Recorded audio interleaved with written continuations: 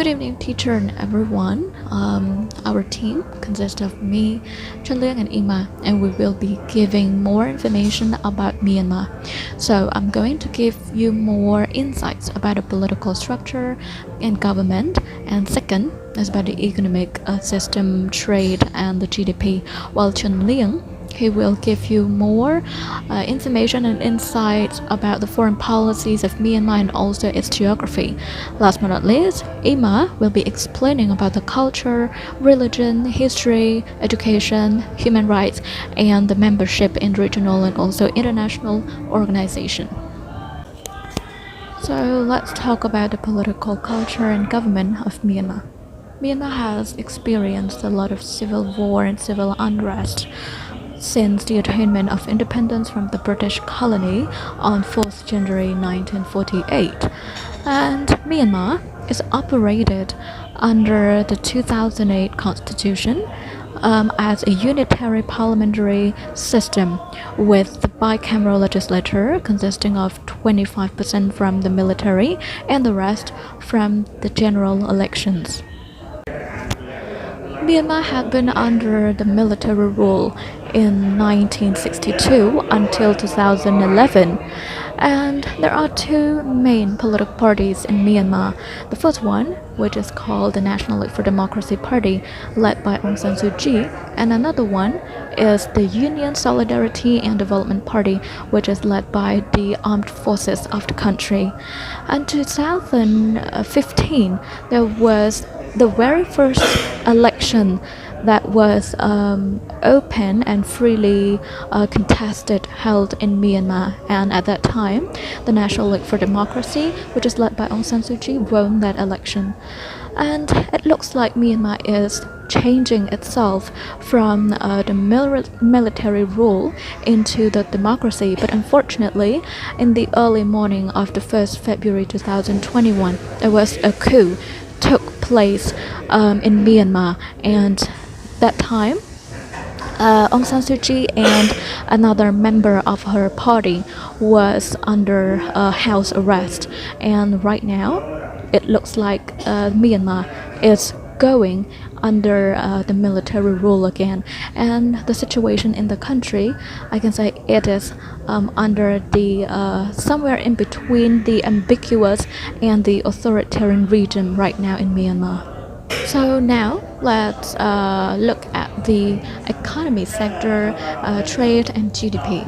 According to the official data from the World Bank, the nominal GDP of Myanmar is $76.19 billion in 2020, and the main partner or the trade of Myanmar links closely with two countries, which are China and India. And there are three main sectors that help in economic survival of Myanmar, including agricultural sector, extractive industries, and last but not least is the tourism. So in agriculture, the rice is the main crop production, and it covers about 60% of the cultivated land of the total land in Myanmar.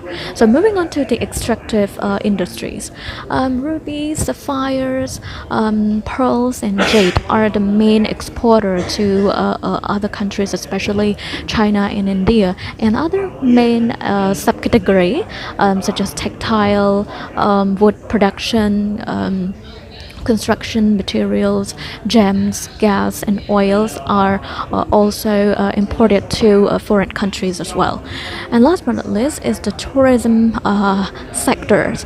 Myanmar has received significant income from this private sector as well, because Myanmar has a lot of beautiful destinations for a traveler to explore, like the big city including Yangon and Mandalay, and as well as the regional side and the natural side scenic destination that have attracted millions of travelers each year. And That is all for the economy sector. So Chen Liang, he will be talking about the foreign policy and also the geography of Myanmar. Yes, so thank you. Moving on to the next point is about foreign policy. A state works closely and cooperatively with others, and adopting and implementing any policy is interrelated from a country to others, so it is necessary to adopt policies that are favorable for both sides of a country, and this is what we call foreign policies. Myanmar is a country that practices independent, active, and non-aligned foreign policy that aims to bring peace and friendly relations with other nations, that the union respects each other and equality and support the idea of non-aggression and non-interference in each other's internal affairs. Talking about geography, Myanmar is located in Southeast Asia with a total area of 676,578 kilometers squares, which neighboring countries are India, China, Bangladesh, Laos, and Thailand. And this is all for my part. So let's move to the next presenter. Now we will take a look at an overview of history of Myanmar. Myanmar is controlled by a military dictatorship.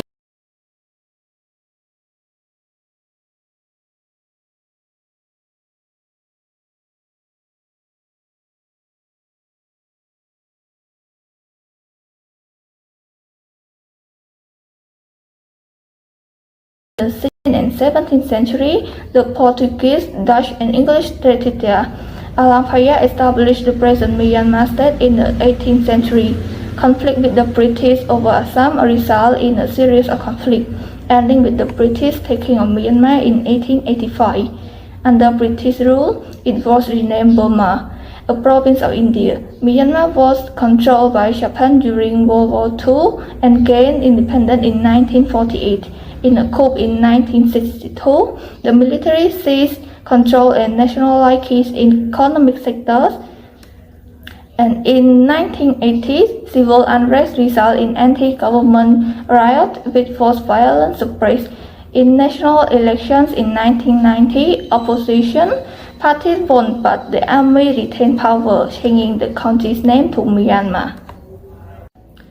Now we'll move on to Myanmar culture. Buddhism has had a significant impact on Burmese culture. It has also been impacted by its neighbors like Thailand, India, and China, as well as British colonial control. Myanmar's official language is Burmese. Burmese cuisine is recognized for its moderate spicy taste. Mohinga is considered the country's national dish. It is rice noodles in a broth with rice and fish. The longi that resembles a sarong is the most frequent style of traditional clothing seen on a daily basis. Today, many Burmese men and women, particularly in urban areas, dress in Western-style fashion. Burmese people avoid touching or patting somebody on the head since it is considered impolite in Buddhism. Before visiting Burmese religious sites or residence, visitors are asked to remove their shoes. As for religion, more than 90% of the population follows Theravada Buddhism. In 1044, the Kingdom of Pagan declared this to be the official state religion. During this time period, Theravada Buddhism and the Burmese language gained popularity and importance.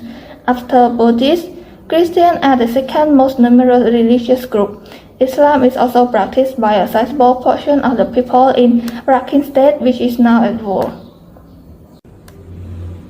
For education system, Myanmar education is mostly administered by government ministry, and the majority of universities are located in the division of Yangon and Mandalay. However, the number of private schools has slightly increased, and due to over a century of British and Christian involvement in Burma, the education system is based on the system of the United Kingdom. Next is human rights. Myanmar has a National Human Rights Commission that has the ability to hear individual complaints of constitutional rights violations. Myanmar has ratified 3 key international human rights treaties and 1 optional protocol. First, the Convention on the Elimination of All Forms of Discrimination Against Women. Second, the Convention on the Rights of the Child and Child Pornography and the Convention on the Rights of Persons with Disability, which entered into force in 2012, and its optional protocol on the sale of children. Lastly, is about membership in regional and international organizations. Myanmar first became a member of the International Bank for Development and Reconstruction in 1952, the International Financial Cooperation in 1956, and the International Development Association in 1962. Moreover, Myanmar became a member of the World Trade Organization in 1995, the Association of Southeast Asian Nations in 1997, and became the 149th member of the UN in 2013. Myanmar is also part of the Asian Free Trade Area with the aim to eliminate tariff for tariff lines by 2018, and it is also part of the Bay of Bengal Initiative for Multi-Sector, Technical and Economic Cooperation, which aims to establish a free trade area by 2017.